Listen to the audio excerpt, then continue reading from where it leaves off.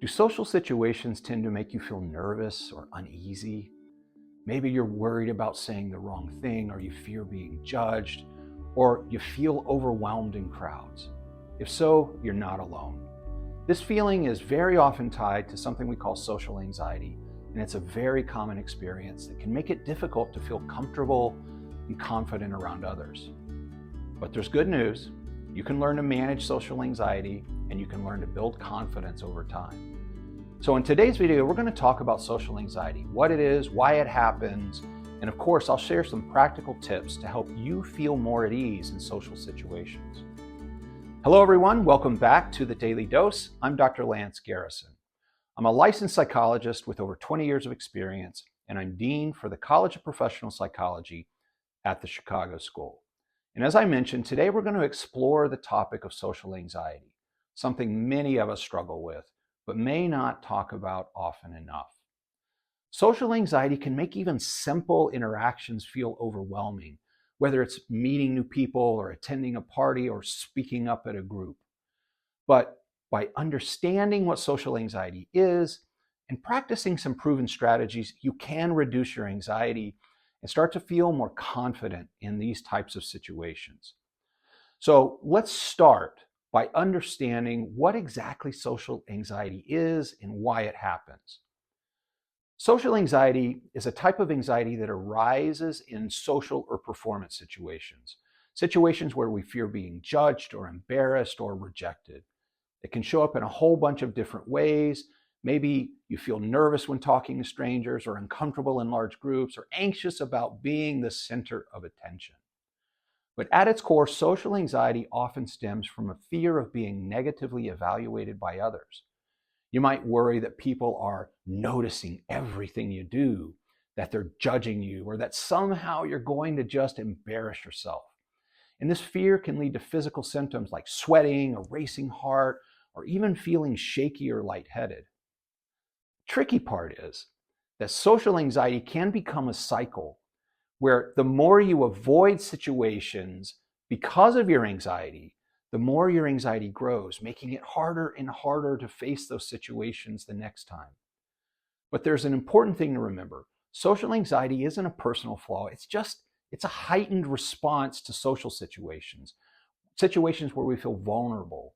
And over time, with practice and self-compassion, you can build confidence and you can reduce your anxiety. There are a few reasons why social anxiety happens. One of them is that as humans, we're hardwired to be social. We naturally care about how we're perceived by others because historically, being accepted by the group was absolutely crucial for survival.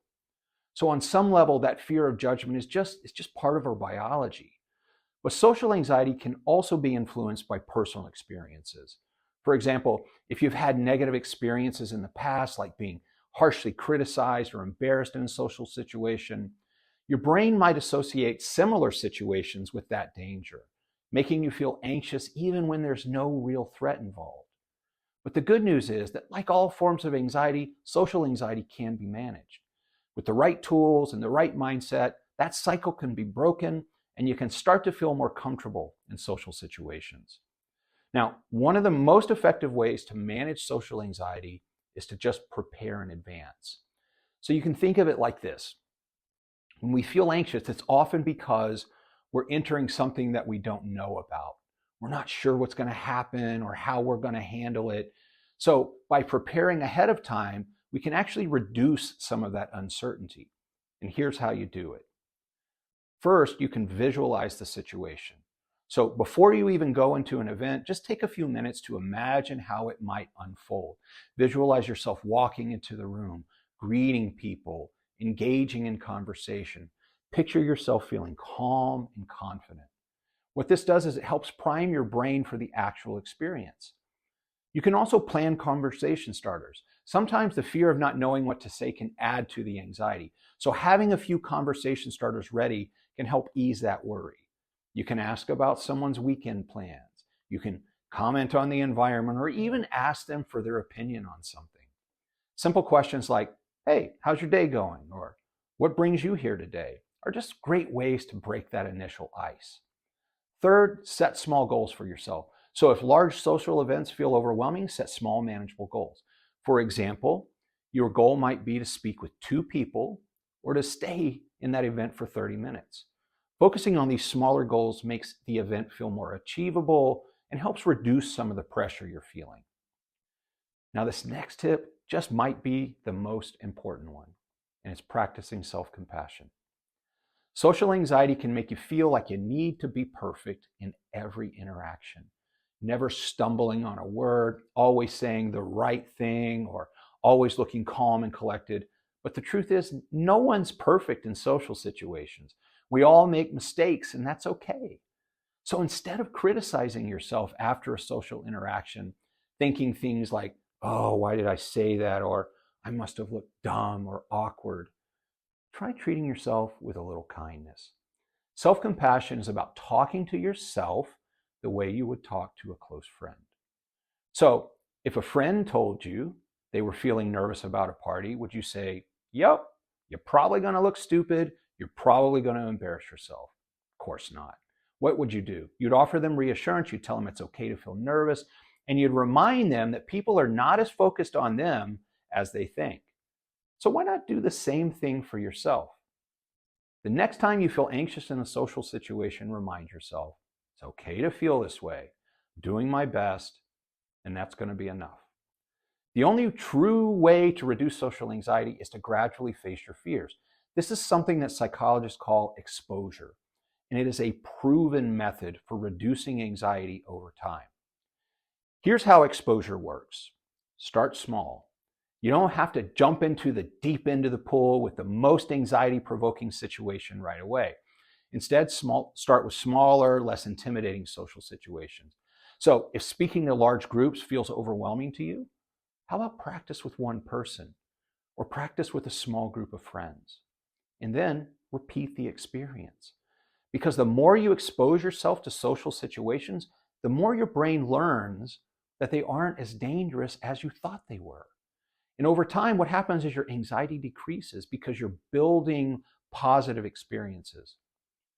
We also have to challenge negative thoughts that come up in these situations. So as you face them, notice the thoughts that come up. Are you assuming that people are going to judge you or that you're going to embarrass yourself?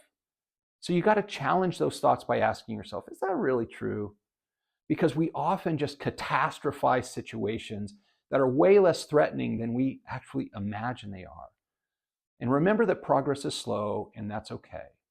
The important thing is to just keep practicing and then gradually expand your comfort zone. Lastly, one of the most effective ways to reduce social anxiety is to focus on the present moment. When we're anxious, our minds start to race. We start imagining how others are perceiving us, worrying about what we're going to say next, or replaying the last interaction that happened. And this constant this constant mental chatter fuels anxiety. So practicing mindfulness in social situations just helps you stay grounded. And here's a simple mindfulness technique you can use. I think you know what's coming. Take a few slow, deep breaths to calm your nervous system. And then focus on what's happening right in front of you right now. Notice your environment, the sounds, even the feeling of your feet on the ground. If you're in a conversation, focus on listening to the other person rather than thinking about what your next response is going to be. By being fully present, it helps you engage more naturally and reduces the pressure to perform. So let's recap this. Social anxiety absolutely can feel overwhelming, but with preparation, with some self-compassion, with gradual exposure and mindfulness, you can start building confidence in social situations.